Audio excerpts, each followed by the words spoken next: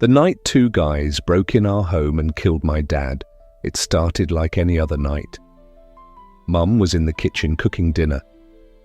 It's funny, even now I remember how the smell of her stew used to fill the house, like it could fix everything, you know? I guess it was because of her that the house ever felt like a home. She was the glue, the warmth. Dad, well, Dad wasn't much of a dad, really. He was a tough guy, army, you know? He didn't care at all. He was always hard on us, never showed affection, barely looked at us when we needed him. He had this coldness about him, especially after the alcohol took hold. It was like we were invisible to him, just kids he had to take care of until we could fend for ourselves. Me and my brothers? We were just kids, too young to understand. Danny was only 5 and Mark was 9. They didn't see the cracks in our family the way I did. They didn't feel the distance between us and Dad. Mum tried, though. She always made sure they were okay. She was just a hero. She made sure the house was running, you know. But Dad, he just didn't care about any of it. In the night, I heard some noise, this odd sound. It was somewhere in the night, maybe past 9 or so. At first, I thought it was just the wind or maybe a car driving by. But then I heard it again, louder, more distinct, scratching at the back door. I froze for a second, my heart pounding. I thought I was imagining things. I got up slowly, trying not to make a sound. I peeked through the blinds at the back porch. I could just make out 2 figures moving around, their heads low, creeping closer to the door. I could hear my breath in my ears. I knew what they were there for. I know what they were here for. Yeah.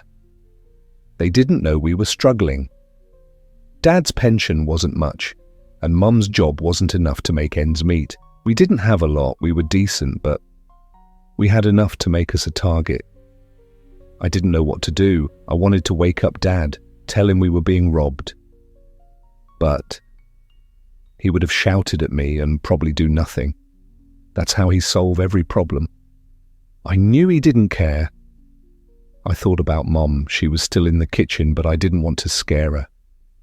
So I just stood there, frozen. As I stood there, numb, don't know what to do, I heard the door slam open. It was too late.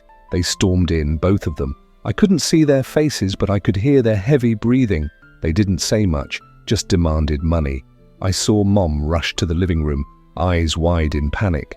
She was so scared, but she didn't scream. She never screamed.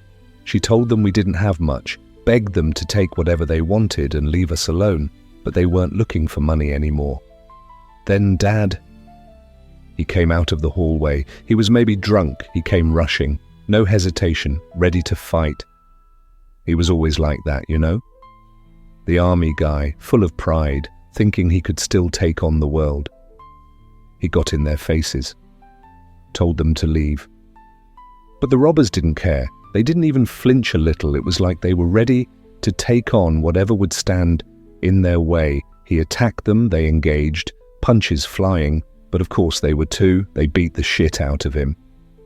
I didn't know what to do, scream or fight. I was numb. Mum was there, terrified. I have never seen her scared like that in my life, trying to call the police there. That's when it happened. All of a sudden, my dad was down, laying, facing down. Blood, his blood everywhere.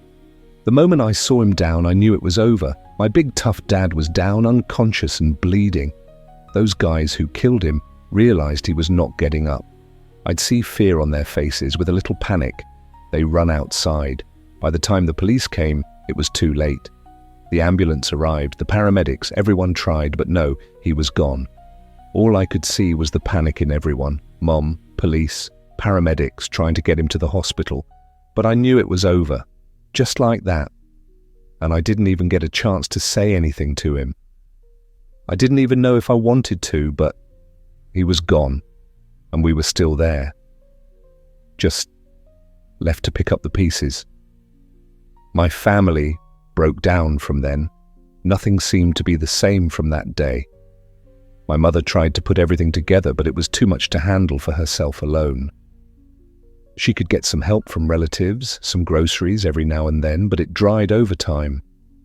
Today, when I think how far I came from, I realize how much of a role my father had to our lives. It's funny I didn't know that when he was around. I guess it's true when they say you get a real value of someone when they are not around anymore. That night, I lost more than just my dad. I lost the idea of who I could have became. And I think I lost a part of me too, a part that I'll never get back. I'll